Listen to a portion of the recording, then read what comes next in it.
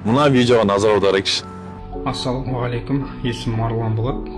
Құмар ойын 10 жылдан астам ойнап келе жатырмын.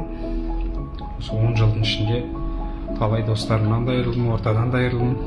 Ата-анамның өкпе назына да біраз қалдым. Әйелімде қаншама көңілін қалдырдым, қаншама алтындарын өткіздім.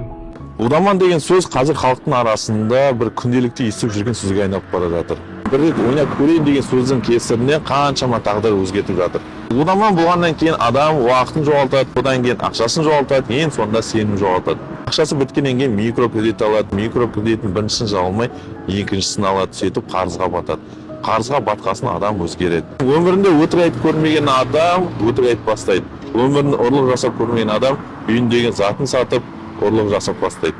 Сөйтіп ең сонда стресске түседі. Сыртынан бәрі жақсы сияқты, бірақ ішінде бір дауыл пайда болады. Ұялады, қысылады, ешкімге айтпайды, өзімен өзі ішінен жанып жүреді.